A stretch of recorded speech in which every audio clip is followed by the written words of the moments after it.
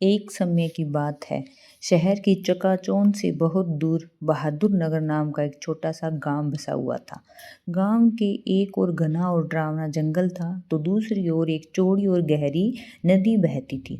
गांव का शहर से कोई सीधा संपर्क नहीं था। बस एक कच्चा सा टूटा हुआ रास्ता था जिस पर कभी कभी कोई भूला भटका मुसाफिर आ निकलता था।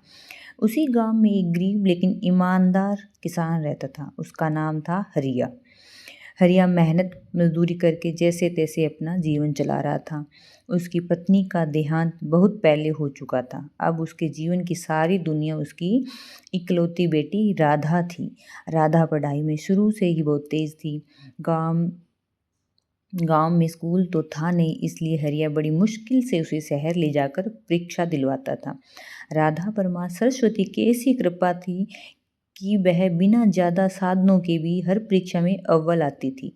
एक शाम हरिया खेत से लौटा। राधा, ओ बेटी राधा। आई बापू, राधा रसोई घर से बोली। हरिया ने क्या कहा, क्या कर रही थी बेटी? कुछ नहीं बापू, आपके लिए खाना बना रही थी। हरिया थोड़ा नाराज हुआ। कितनी बार कहा है बेटी, ये सब मत किया कर, पढ़ाई ही तेरा काम है। राधा मुस्कुराती। कोई बात नहीं बापू, हम दो ही तो हैं, थोड़ा काम है, कर लेने से क्या फर्क पड़ता है। हरिया भावुक हो गया। नहीं बेटी, मेरी सपना है कि तू खूब पढ़े लिखे, कलेक्टर बने, हमारे गांव का नाम रोशन करे, यहाँ भी स्कूल खुले ताकि गांव के बच्चे पढ़ सकें। राधा ने दृढ़ स्वर में कहा, बापू आपका सपना मेरा संकल्प है, मैं कलेक्टर बनकर ही रहूंगी। राधा बहुत श्रद्धालु थी। उसने अपने हाथों से मिट्टी की माँ सरस्वती की एक छोटी सी मूर्ति बनाई थी।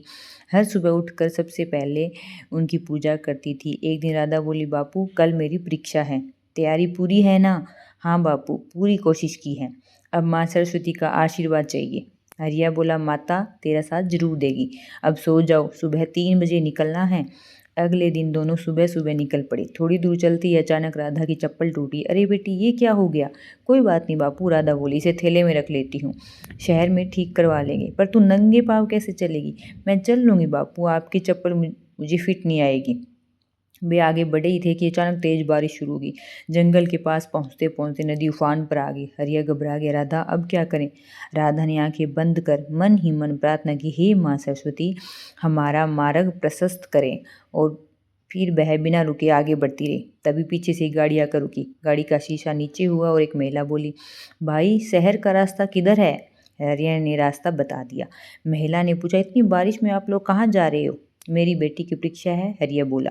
महिला ने बिना सोचे कहा, तो बैठिए, हम आपको छोड़ देंगे। काफी मना करने के बाद भी महिला नहीं मानी। आखिरकार राधा और हरिया गाड़ी में बैठ गए। कुछ ही देर में वे पक्के रास्ते पर पहुंच गए। राधा बोली, मैडम जी, आज आपने मेरी जिंदगी बचा ली। महिला मुस्कुरा कर बोली, बेटी, इंसान का काम इंसान के काम आना ही है। कॉलेज पहुंचकर राधा परीक्षा देने चलेगी। जल्दी में उसकी टूटी चप्पल का थैला गाड़ी में ही रह गया था। परीक्षा के बाद वे घर लौट आई। घर पहुंचती राधा पूजा करने गई। जैसे ही उसने पूजा घर से बाहर कदम रखा, उसकी नज़र सामने रखे थैले पर पड़ी। बापू ये देखो, ये तो वही चप्पल वाला थैला है। हरिया की आंखों में आंसू आ गया। बेटी, आज माँ सरस्वती खुद तुझे परीक्षा दिलाने आई थी। दोनों ने एक साथ कहा, जय माँ सरस्वती। कुछ ही दिनों बाद रिजल्ट आया। राधा ने पूरे जिले में पहला स्थान हासिल किया और आगे चलकर कलेक्टर बन गई। उसने अपने गांव में स्कूल खुलवाया और बहादुर नगर की तकदीर बदल दी। संदेश: सच्ची मेहनत, माता पिता का आशीर्वाद और ईश्वर पर विश्वास कभी खाली नहीं जाता। अगर आपको यह भक्ति कथा पसंद आई है तो चैनल दीपिका जाखड़ भजन सभा दीपिका को सब्सक्राइब, लाइक और शेयर जरूर करें। धन्यवाद।